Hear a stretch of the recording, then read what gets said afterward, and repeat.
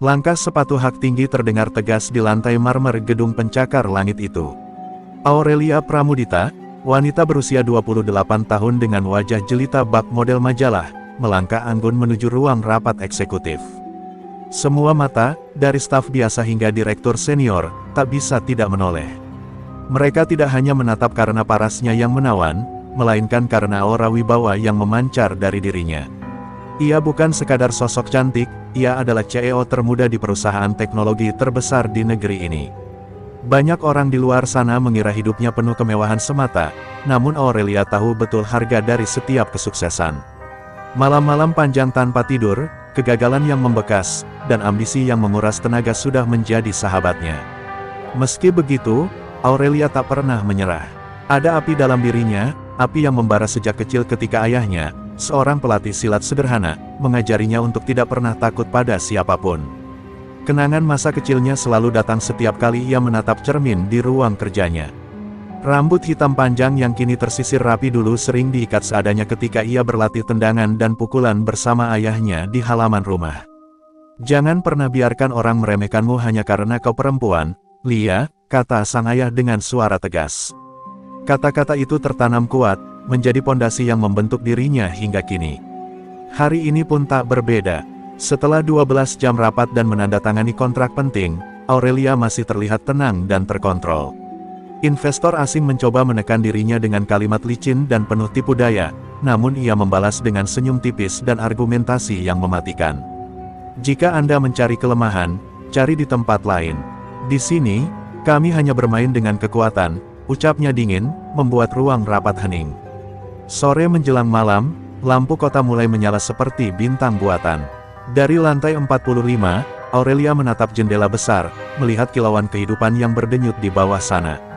Ia menarik napas panjang.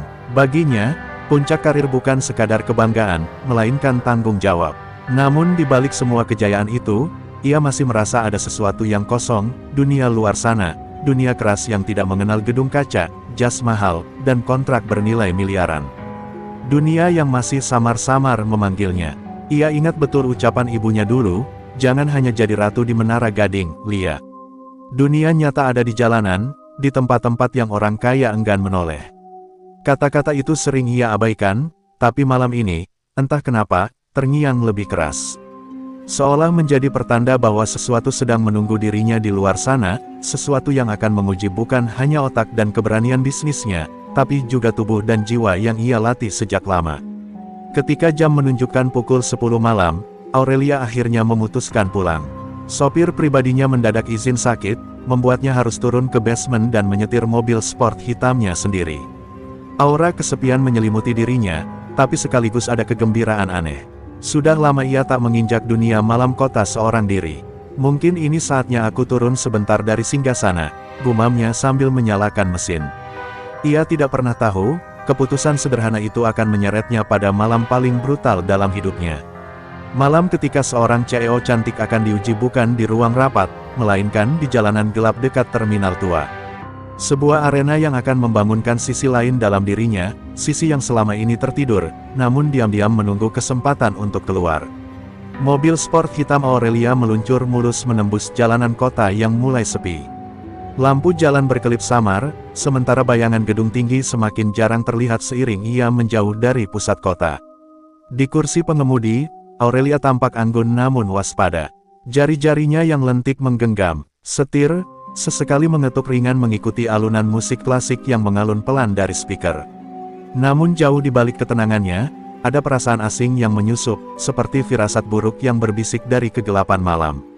Ia seharusnya pulang melalui jalan tol utama, namun sebuah papan penunjuk jalan membuatnya mengambil jalur pintas. Jalan itu membawanya melewati sebuah kawasan tua yang dulu sering ia dengar dari cerita masa kecil, Terminal Gunatama, terminal angkutan yang kini kumuh dan terkenal sebagai sarang preman. Aurelia menatap sekilas papan reyot dengan huruf cat yang pudar. Sebuah senyum tipis muncul di bibirnya. "Ah, jadi ini terminal yang sering ayah sebut dulu, tempat yang keras," gumamnya lirih. Roda mobilnya melindas aspal retak yang dipenuhi lubang. Kanan kiri jalan hanya deretan ruko kosong dengan pintu bergembok berkarat. Lampu jalan banyak yang mati, meninggalkan bayangan panjang yang menari seperti siluet hantu. Aurelia tetap melaju, tapi matanya awas. Ada getaran aneh dalam udara malam itu, terlalu sunyi, terlalu sepi. Seolah-olah kota telah menyerahkan wilayah ini pada kegelapan. Ketika mobil mendekati area terminal, Aurelia mulai melihat sosok-sosok bergerak di kejauhan. Siluet lelaki dengan pakaian lusuh, sebagian merokok, sebagian duduk di bangku kayu reyot. Dari kaca spion, ia menangkap sorot mata penuh curiga yang mengikuti pergerakan mobilnya. Hatinya berdetak lebih cepat, namun wajahnya tetap dingin. Hanya mata-mata lapar, batinnya. Ia pernah menghadapi ratusan investor licik di ruang rapat, bukankah sekumpulan lelaki di jalanan tak seharusnya membuatnya gentar? Tiba-tiba, dua motor butut melintas dan berhenti tepat di depan mobilnya. Aurelia menginjak rem dengan cekatan, tubuhnya sedikit terdorong ke depan. Dari balik kaca, ia melihat empat lelaki berambut gondrong, tubuh penuh tato, dan tatapan liar. Salah satu dari mereka mengetuk kap mobil keras-keras, membuat gema berdentum di malam sunyi. "Hei, bos cantik, kemana malam-malam sendirian begini?" teriak salah satu dengan nada mengejek. Aurelia menarik napas dalam. Ia tahu firasatnya benar. Ini bukan sekadar jalan pintas, ini adalah sarang serigala yang lapar. Dalam sepersekian detik, pikirannya berputar. Ia bisa menekan gas dan menabrak, tapi nalurinya menolak. Ia terlalu sadar, sebagai seorang pemimpin, ia tak pernah lari dari ancaman. Ia menatap wajahnya sendiri di cermin spion. "Ayah, sepertinya malam ini pelajaranmu akan terpakai," bisiknya pelan. Dengan gerakan anggun, ia membuka pintu mobil. Udara malam yang dingin langsung menyergap tubuhnya, namun tatapannya tetap teguh. Para preman itu mendengus, sebagian tertawa melihat seorang wanita cantik dengan jas formal dan rambut panjang turun sendirian. Salah satu bahkan bertepuk tangan pura-pura mengejek. "Wah, ini rejeki. CEO cantik turun sendiri ke lapangan." Aurelia berdiri tegak, tubuh rampingnya seperti bayangan hitam yang menolak tunduk pada kegelapan sekitar. Senyum tipis melintas di bibirnya, senyum yang sama yang membuat lawan bisnisnya berkeringat di ruang rapat. Tapi kali ini, senyum itu ditujukan pada sekelompok preman terminal. "Kalau kalian pikir aku mangsa yang mudah," ucapnya lirih namun tajam, "kalian akan menyesal." Tawa kasar menggema di terminal tua itu. Dari balik bayangan pos ronda reyot, muncullah sosok besar dengan tubuh kekar penuh tato naga. Wajahnya keras, penuh bekas luka perkelahian. Dialah Bara, preman yang sudah lama menjadi penguasa di kawasan terminal. Bara dikenal kejam, bahkan polisi sekalipun enggan berurusan dengannya. Tatapannya menyapu Aurelia dari ujung kaki hingga kepala, lalu ia tersenyum miring. "Hahaha, lihat ini, bunga cantik yang tersesat di kandang serigala." Anak buah Bara berkerumun semakin rapat, membentuk lingkaran di sekitar Aurelia. Mereka menatapnya dengan mata liar, sebagian menyalakan rokok, asapnya mengepul ke udara malam yang dingin. Aurelia berdiri tegak di tengah mereka, tubuh rampingnya bagaikan menara yang tak tergoyahkan di tengah badai. Sorot matanya tajam, tak menunjukkan sedikit pun rasa takut. Justru, ada ketenangan aneh yang membuat para preman itu sesaat terdiam. Bara melangkah maju dengan langkah berat, sepatunya menghantam aspal retak dengan suara bergema. Ia mendekat, menatap Aurelia tepat di mata. "Hei, Nona cantik, malam ini kau beruntung ketemu aku. Kau bisa lewat, asal bayar uang jalan." Atau, ia mengulurkan tangan kotor, jari-jarinya berkilat oleh cincin besi, "tinggalkan sesuatu yang lebih berharga." Suaranya berat, bercampur nafas alkohol yang menusuk. Aurelia menoleh perlahan, menatap tangan itu seolah sedang menilai seekor binatang liar. Senyum tipis terlukis kembali di wajahnya. "Kau salah orang," jawabnya dingin. "Aku tidak terbiasa membayar untuk sesuatu yang bukan hakmu." Kalimat itu membuat Bara terdiam sesaat, tak terbiasa mendengar jawaban seperti itu dari calon korban. Anak buahnya kontan meledak tertawa, mencoba menutupi kegamangan yang tiba-tiba tercipta. "Berani sekali kau bicara begitu," teriak salah satu preman sambil mendekat, namun Aurelia hanya menoleh sekilas dengan tatapan menusuk. Tatapan itu cukup membuat langkahnya terhenti. Bara terkekeh, mengusap dagunya yang kasar. Sepertinya kita dapat hiburan malam ini. Jarang ada bunga berduri yang masuk ke wilayahku. Tapi aku suka wanita keras kepala, lebih enak kalau sudah kutaklukkan." Suasana semakin menegang. Anak buah Bara mulai berteriak-teriak, sebagian memukul-mukul tongkat kayu ke aspal, menimbulkan suara nyaring. Terminal tua itu berubah menjadi arena gladiator, dengan Aurelia berdiri sendirian di tengah lingkaran predator. Namun bukannya gentar, Aurelia justru melangkah setapak maju. "Aku beri kesempatan terakhir," katanya dengan suara rendah namun tajam, "singkir dari jalanku, atau kalian semua akan menyesal." Tawa bergemuruh kembali pecah, seakan-akan seorang anak kecil baru saja menantang Raja Hutan. Bara menepuk bahu anak buahnya, seolah memberi izin. "Kalian dengar itu, si cantik ini mau ngajarin kita menyesal. Hahaha, baiklah, kalau begitu, kita lihat apa dia benar-benar bisa melawan." Suaranya menggelegar, menjadi aba-aba yang membuat lingkaran preman merapat semakin dekat. Di tengah riuh rendah ejekan itu, Aurelia menarik napas panjang. Dalam bayangan matanya, ia kembali melihat sosok ayahnya yang dulu melatihnya di halaman rumah. "Jangan pernah biarkan mereka menyentuhmu, Lia. Kendali ada di tanganmu," suara itu menggema di benaknya. Dan malam ini, di tengah terminal kumuh yang gelap, Aurelia tahu satu hal, inilah saatnya menunjukkan bahwa dirinya bukan sekadar CEO cantik yang bisa diperas, ia adalah badai yang siap menggulung mereka semua. Suara bara yang menggelegar menjadi tanda dimulainya pertarungan. Dua anak buahnya langsung melompat maju, menyerang Aurelia dari kiri dan kanan. Satu mengayunkan rantai besi, satunya lagi menggenggam botol pecah dengan ujung tajam. Dalam sekejap, lingkaran preman bersorak heboh, yakin wanita itu akan roboh hanya dalam satu serangan. Namun Aurelia bergerak lebih cepat dari dugaan mereka. Ia menunduk menghindari ayunan rantai, tubuhnya melenting ringan seperti penari. Dengan satu gerakan kilat, ia meraih tangan si pemegang botol dan memelintirnya ke belakang. Suara tulang berderak terdengar jelas, diikuti teriakan kesakitan yang memekakkan telinga. Botol pecah itu pun jatuh, pecah berkeping di aspal. Sorakan para preman berubah menjadi teriakan panik singkat. Aurelia menendang perut lawannya keras-keras, membuat tubuh besar itu terhempas mundur, menghantam bangku terminal hingga patah berderak. Lelaki bertato itu meringis kesakitan, tidak mampu bangkit. Sementara si pemegang rantai yang tadi yakin akan mengenai, kini justru terpaku, wajahnya pucat melihat kecepatan wanita itu. "Cepat sekali," bisik salah seorang preman di belakang. Tetapi bisikan itu tenggelam oleh suara bara yang meraung marah. "Apa kalian menunggu disuapi? Hajar dia!" teriaknya. Empat preman lain langsung menyerbu bersama-sama. Kali ini mereka menggunakan kayu panjang dan besi karatan, mengurung Aurelia dari segala arah. Aurelia tidak bergerak mundur, ia berdiri tegak, lalu dalam sepersekian detik tubuhnya berputar, menyapu udara dengan tendangan memutar yang indah namun mematikan. 2. Satu kayu patah dihempas tendangannya, tangan si pemegang kayu ikut terlepas dari cengkeraman. Aurelia lalu mengayunkan siku ke rahang penyerang lain, membuat gigi berhamburan ke tanah. Dua tubuh preman terkapar bersamaan. Sisa dua orang mencoba menyerang dari belakang, tapi Aurelia merasakan pergerakan mereka. Dengan refleks silat yang terasa, ia merunduk dan menendang ke belakang, tepat mengenai lutut salah satu penyerang hingga berbunyi, krek patah. Teriakan memilukan menggema. Lawan terakhir berusaha memukul dengan besi, tapi Aurelia menangkap lengannya, memelintir, lalu menghantam wajahnya dengan dengkul. Darah langsung muncrat dari hidung lelaki itu. Lingkaran preman yang tadi penuh sorakan kini berubah hening mencekam. Asap rokok yang melayang di udara terasa seperti kabut kematian. Satu demi satu anak buah bara terkapar di tanah, merintih tak berdaya. Aurelia berdiri di tengah lingkaran, tubuhnya tegap, napasnya masih teratur. Mata indahnya menatap bara dengan dingin. "Itu baru pemanasan," katanya lirih, suaranya menusuk telinga siapapun yang mendengarnya.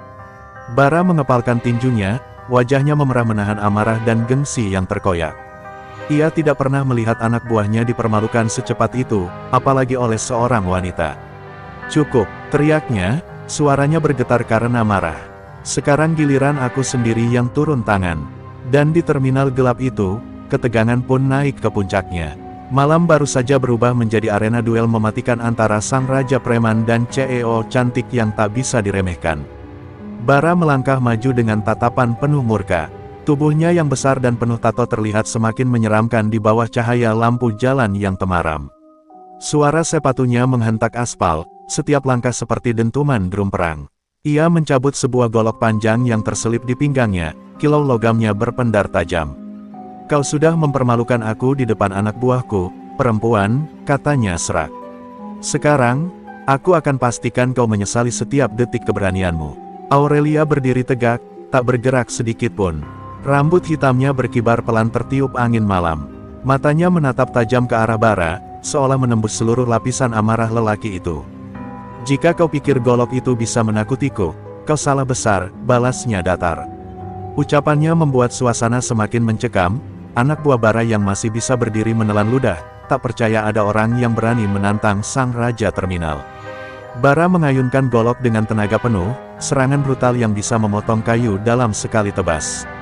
Namun Aurelia bergerak secepat kilat, melompat ke samping, lalu menendang tiang besi di dekatnya. Potongan papan tua yang tergantung pun jatuh, ia tangkap dan gunakan sebagai tameng. Dentuman keras terdengar saat golok bara menghantam papan, tapi Aurelia berhasil menahan sambil mendorong balik dengan tenaga terlatih. Tubuh bara sempat terdorong mundur, tapi ia cepat bangkit dengan raungan marah. Aurelia memanfaatkan momentum, menyerang dengan pukulan lurus ke rahang. Suara duk keras terdengar, membuat kepala bara sedikit terangkat. Namun tubuh lelaki itu bagai batu, hampir tak goyah. Ia hanya menyeringai, darah menetes dari sudut bibirnya. Lumayan, tapi belum cukup untuk menjatuhkanku. Dengan amukan membabi buta, bara menyerang lagi, mengayunkan golok ke kanan kiri. Aurelia berputar, menghindar secepat mungkin. Gerakannya luwes, seperti bayangan yang menari di bawah cahaya remang. Setiap kali golok hampir menyentuhnya, Aurelia sudah berpindah posisi. Sesekali ia melayangkan tendangan cepat ke lengan bara, membuat senjata itu sedikit goyah. Namun bara terus bertahan, tenaganya nyaris tak habis. Anak buah yang masih tersisa hanya bisa menonton dengan wajah pucat.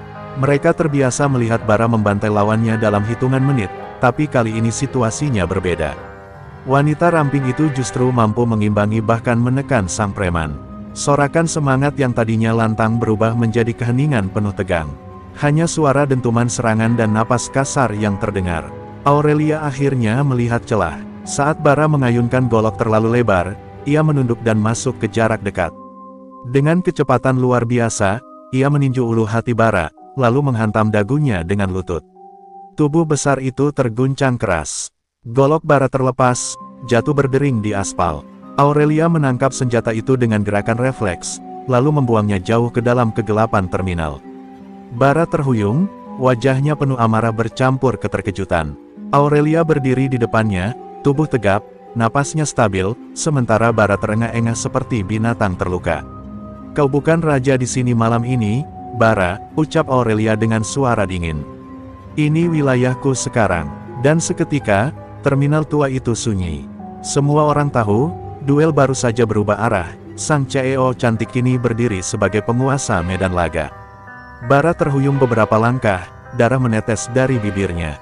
Napasnya memburu, dadanya naik turun seperti binatang buas yang baru saja terluka. Anak buahnya menatap tak percaya, raja mereka, sosok yang selalu tak terkalahkan, kini dipermalukan di hadapan mata mereka sendiri oleh seorang wanita. Keheningan mencekam menyelimuti terminal, hanya suara detak jantung masing-masing yang terasa begitu keras. Namun amarah Bara bukan amarah biasa. Dari tatapannya yang merah menyala, jelas terlihat ia bukan tipe orang yang mudah menyerah. Dengan geraman penuh kebencian, Bara merogoh balik ke sabuknya dan mengeluarkan sebilah senjata lain, sebuah belati bengkok yang lebih kecil tapi jauh lebih berbahaya. "Aku akui kau bukan wanita biasa," ucapnya serak sambil tersenyum miring. "Tapi malam ini, darahmu akan jadi pelajaran untuk semua orang yang berani menantang Bara."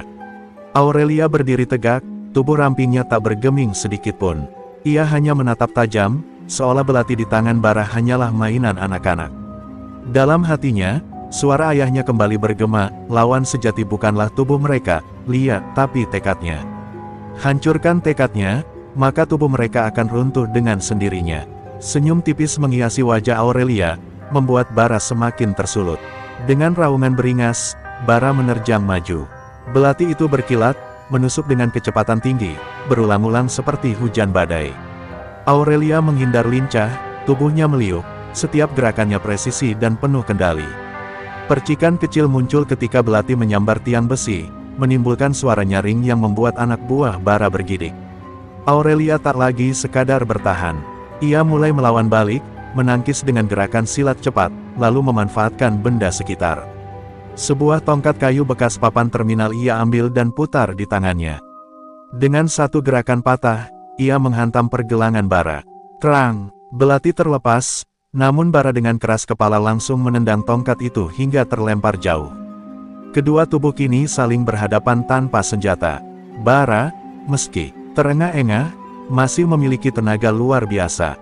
Ia menyerang dengan pukulan brutal, membuat tanah bergetar tiap kali kakinya menghantam.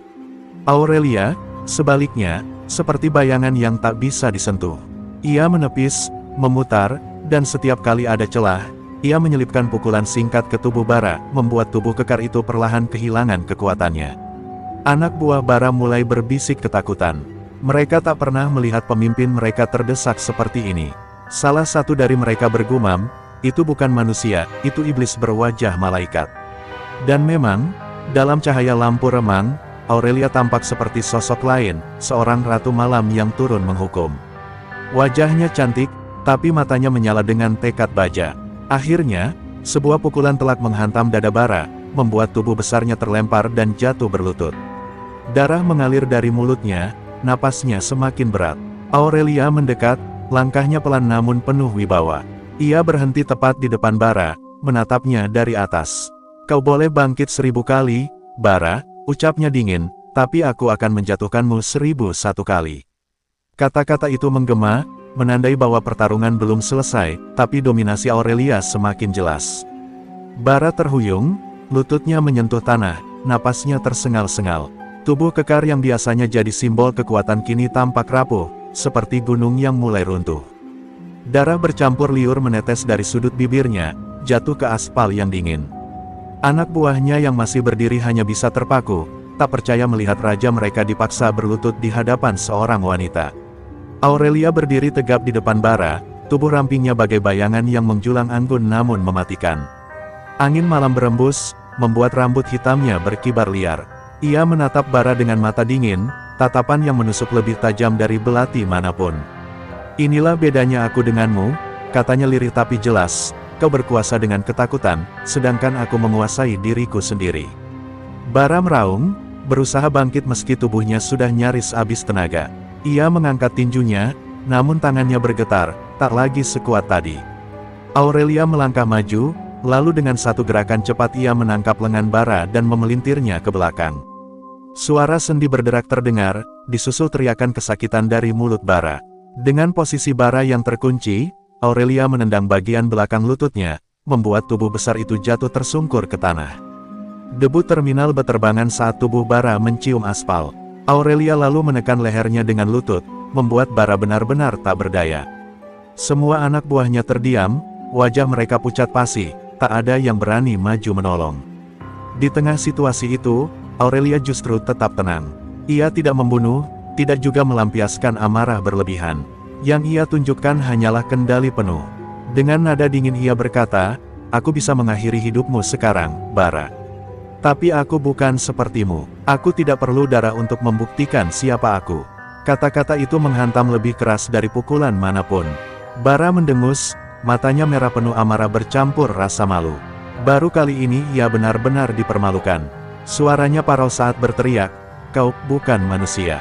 Kau iblis berwajah cantik." Namun Aurelia hanya menatapnya datar, lalu menjawab, "Bukan, bara.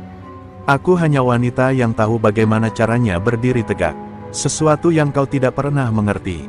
Anak buah bara mulai mundur satu persatu.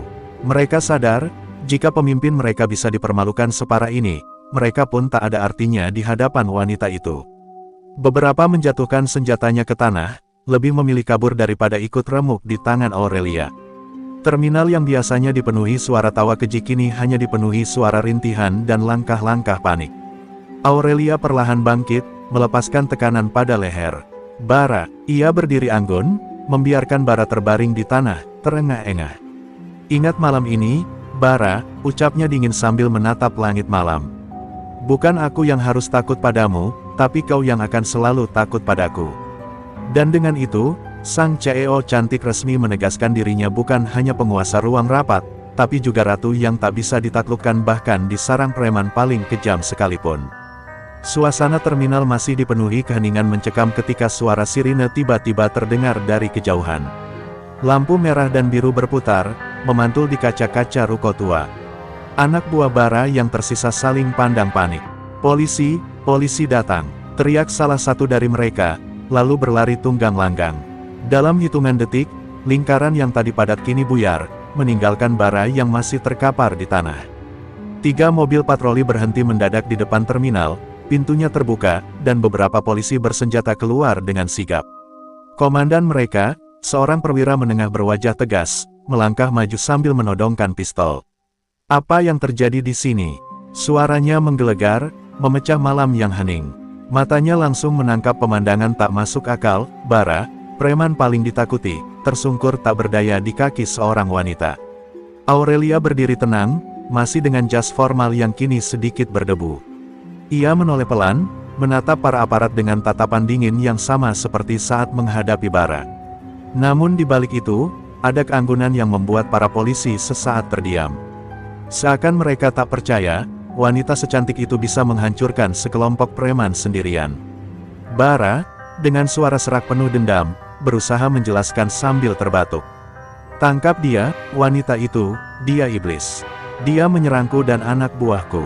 Namun sebelum ia bisa melanjutkan, salah satu polisi muda yang mengenali wajah Aurelia menahan komandan mereka. "Pak, tunggu, bukankah itu Aurelia Pramudita? CEO Pramudita Tech. Wajahnya ada di berita minggu lalu saat menandatangani kontrak internasional." Kata-kata itu membuat suasana berubah drastis. Semua polisi menoleh lagi pada Aurelia, kali ini dengan sorot mata penuh pengakuan dan keterkejutan. Komandan polisi menurunkan pistolnya perlahan, lalu mendekat. "Astaga, benar, Nyonya Aurelia?" tanyanya setengah tak percaya. Aurelia hanya mengangguk tipis, elegan, lalu menjawab singkat, "Saya hanya lewat, tapi orang-orang ini mencoba menghalangi jalan saya." Polisi muda yang tadi bicara menatap Bara dengan jijik. "Berani-beraninya kau menyerang CEO ternama negeri ini. Tidak cukup kau meresahkan warga, sekarang kau malah mempermalukan dirimu sendiri." Bara meraung penuh frustrasi, wajahnya merah karena malu sekaligus marah. Anak buahnya yang masih tersisa hanya bisa menunduk, tak ada lagi sisa arogansi. Aurelia melangkah mendekati Bara, menatapnya sekali lagi sebelum polisi menyeretnya. "Kau lihat, Bara," katanya lirih tapi menusuk. "Bahkan hukum yang kau kira buta, malam ini berpihak padaku. Kekuasaanmu di terminal berakhir di sini." Bara hanya bisa menunduk, giginya bergemeletup menahan rasa malu. Untuk pertama kalinya dalam hidupnya, ia bukan lagi predator, melainkan korban yang dipermalukan. Polisi mengamankan Bara dan anak buahnya, sementara Aurelia kembali berdiri anggun di bawah cahaya lampu sorot mobil patroli. Wajahnya tenang, matanya menatap jauh ke kegelapan malam. Ia tahu, malam ini akan menjadi buah bibir, kisah tentang seorang CEO cantik yang bukan hanya menguasai dunia bisnis, tapi juga mengalahkan sang preman terminal dengan tangannya sendiri. Malam itu, identitasnya sebagai pemimpin tak hanya tercatat di ruang rapat, tapi juga di jalanan keras kota. Malam itu berakhir dengan Bara digiring ke mobil polisi, wajahnya penuh amarah sekaligus kehinaan. Namun di dalam hatinya, dendam menyala lebih besar dari sebelumnya. Bara bersumpah, begitu keluar dari jeruji besi, ia akan membuat Aurelia menyesali hidupnya. "Aku akan hancurkan dia, aku akan hancurkan semuanya yang dia punya," geramnya dalam hati, dengan tatapan penuh api. Beberapa minggu berlalu, Bara dibebaskan karena kurangnya bukti. Preman-premannya yang tersisa masih setia, meski jumlah mereka tak lagi sebesar dulu. Nama Bara di jalanan sudah tercoreng, namun dendamnya kepada Aurelia membuatnya terus bergerak. Diam-diam ia menyusun rencana, menyerang perusahaan Pramudita Tech dengan cara kotor, bukan dengan otot, melainkan dengan sabotase dan ancaman. Namun rencananya tidak semudah itu. Aurelia ternyata jauh lebih siap dari yang ia kira. Kejadian di terminal membuatnya memperketat semua lini perusahaan. Ia menyewa pengawal profesional, memperkuat keamanan siber, dan bahkan memasang jaringan intel kecil untuk memantau setiap gerak-gerik lawannya. Bara yang terbiasa memimpin jalanan kasar tidak pernah mengerti strategi licin di balik bisnis modern. Suatu malam, Bara memimpin langsung aksinya, mencoba menyerang gudang distribusi milik Aurelia. Dengan penuh percaya diri, ia datang bersama belasan preman, yakin bahwa malam itu akan jadi pembalasan. Namun begitu mereka masuk, yang menanti bukan gudang kosong, melainkan pasukan keamanan bersenjata lengkap. Lampu sorot menyala, mengungkap wajah mereka yang terkejut. "Selamat datang, Bara," suara Aurelia menggema lewat pengeras suara. Bara terdiam, jantungnya berdegup kencang. Ia merasa seperti binatang yang masuk ke dalam perangkap. Para pengawalnya mulai panik, beberapa berusaha melarikan diri. Namun semua pintu sudah dikunci rapat, dikelilingi aparat yang siap menangkap. Bara berusaha memimpin, tapi tak ada lagi wibawa tersisa. Anak buahnya kini hanya memikirkan keselamatan masing-masing. Aurelia kemudian muncul dari balik kegelapan, berdiri anggun dengan jas putih yang berkilau di bawah lampu gudang. Tatapannya tajam, suaranya dingin tapi penuh kepastian. "Kau benar-benar bodoh, Bara. Dunia ini bukan lagi milik orang yang hanya bisa menakuti dengan otot. Dunia ini milik orang yang tahu kapan harus menyerang, dan kapan harus mengendalikan diri." Bara meraung, mencoba menyerang untuk terakhir kalinya. Namun sebelum ia bisa mendekat, pasukan keamanan menekannya ke tanah, memborgol tangannya. Ia berteriak, mengumpat, memaki, namun tak ada yang peduli. Bahkan anak buahnya pun menyerah, membiarkan diri ditangkap tanpa perlawanan. Bagi mereka, pertarungan ini sudah selesai bahkan sebelum dimulai. Dengan langkah tenang, Aurelia mendekati Bara yang terkapar. Ia menunduk, menatapnya lurus di mata, lalu berbisik cukup keras agar semua mendengar, "Ini akhir dari semua kebodohanmu, Bara. Kau bukan lagi penguasa jalanan. Kau hanyalah sisa masa lalu yang ditelan zaman." Kata-kata itu menghantam lebih keras daripada borgol di tangannya. Malam itu, dendam Bara resmi berakhir, bukan karena kekalahan di terminal, melainkan karena ia kalah melawan dirinya sendiri. Bara akhirnya resmi dijatuhi hukuman penjara bertahun-tahun. Nama besarnya di dunia jalanan terkubur, tak lagi ada yang menyebutnya sebagai Raja Terminal. Di sel dingin yang sempit, ia hanya bisa menatap dinding kusam, mengulang malam kekalahannya di terminal dan gudang, dihantui wajah Aurelia yang menatapnya dengan dingin. Dendam yang dulu membara kini berubah menjadi penyesalan pahit. Di luar jeruji, dunia terus berjalan. Pramudita Tech semakin melesat, menandatangani kontrak baru dengan perusahaan internasional. Berita tentang keberanian Aurelia melawan preman terminal sempat menjadi sorotan media, meski ia sendiri tak pernah mengumbarnya. Baginya, malam itu bukan soal pamer kekuatan, melainkan pembuktian bahwa dirinya bisa berdiri tegak menghadapi siapapun. Para karyawan semakin menaruh hormat kepadanya. Mereka tahu bos mereka bukan hanya pemimpin cerdas di balik meja rapat, tapi juga wanita tangguh yang tak pernah tunduk pada intimidasi. "Bu Aurelia bukan hanya CEO, beliau itu pelindung kita," bisik seorang staf muda di koridor kantor, penuh kebanggaan. Meski begitu, Aurelia tak pernah menganggap dirinya pahlawan. Ia sadar, apa yang dilakukannya hanyalah bagian dari prinsip hidup, jangan pernah membiarkan ketakutan mengendalikan diri. Di ruang kantornya yang luas, ia sering berdiri di depan jendela tinggi, menatap kota yang berkilau. Dalam hatinya, ia tahu pertarungan sebenarnya bukan melawan Bara, melainkan melawan rasa takut yang bisa meruntuhkan siapapun. Malam-malam tertentu, bayangan Bara masih melintas di pikirannya. Aurelia tak membencinya, meski Bara pernah mencoba menghancurkannya.